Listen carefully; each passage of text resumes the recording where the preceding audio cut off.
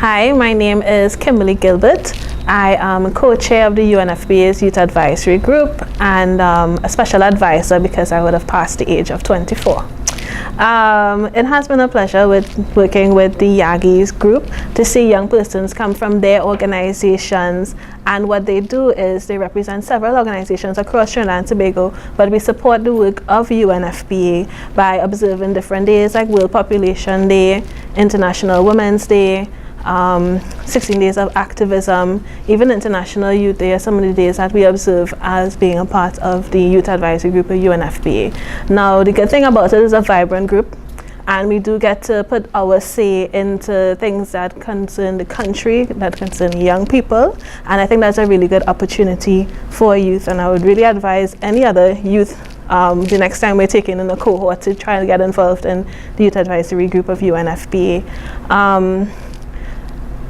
Me personally, what I do, I work as an administrative assistant, as well as I'm a new entrepreneur. So it's kind of tiresome getting things off the ground, especially with the legal aspect of it. And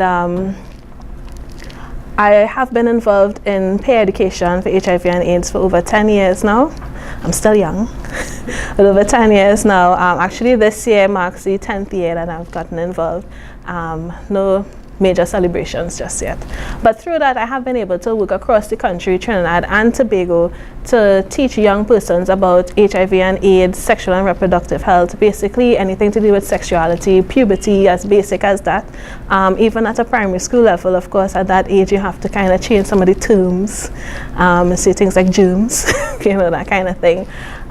Working with UNFPA, as I said before, the YAGIs support the work of UNFPA. So we would have created a fact sheet for World Population Day at one point in time. And that was a really good experience because I got to see documents that I would have never discovered before on my own.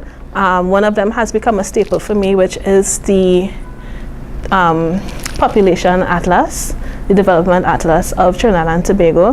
That is definitely something that has been an eye-opener for me, because with that you get to see the parts of the country that really need intervention, such as Sangre Grande. It shows that, you know, they have the highest pregnancy rate among teenagers. So, you know, it's for us to target, and if we're looking to target an area in the country that that deals with that type of thing, we know that we definitely have to go to Sangre Grande to make that type of intervention.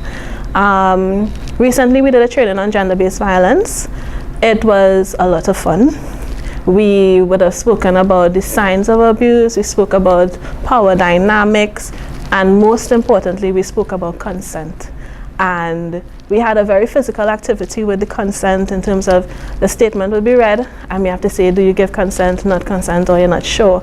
And it really took us around the room in terms of analyzing certain statements, because you're looking at what's missing from the situation. This is all the knowledge that you have, but is it consent or is it not consent? And that generated a really, really good discussion. I think most persons took away from it something that is really important, in that if you don't get a yes, then it's not consent.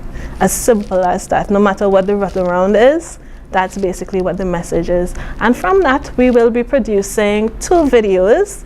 We'll be filming tomorrow, please God, so I'm really excited about that.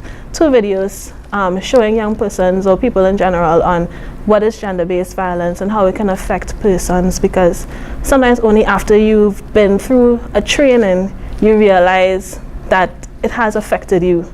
And may you never notice the impact that it had on your life. So it's definitely a training that impacted me, to see certain things that were done to me, injustices were done to me in the past, and, you know, it kind of opens my eye up to, oh, that's not right. So that was a really good experience. I look forward to doing more work with the YAG. As I know I move out of the age bracket, I will step aside and, you know, just guide young persons to continue the good works that the UNFPA has been doing in Trinidad and Tobago, and of course across the Caribbean. UNFPA would have afforded me the opportunity to attend the 5th Caribbean Youth Leaders Summit in Jamaica in October, and that was a very unique experience. I say that because it was a mixture of networking, it was a mixture of tireless nights, and I say that because for the first time ever I did a position paper, and that required a lot of research. So sometimes 3 o'clock in the morning you're up with your group, getting work done. So that was a really good experience. And then meeting other people across the Caribbean who share the same passion as you. Things like climate change, social auditing is something of great importance that I never really, looked at before. So that was a really eye-opening experience and something that I'm really glad that I got to learn from. Thank you.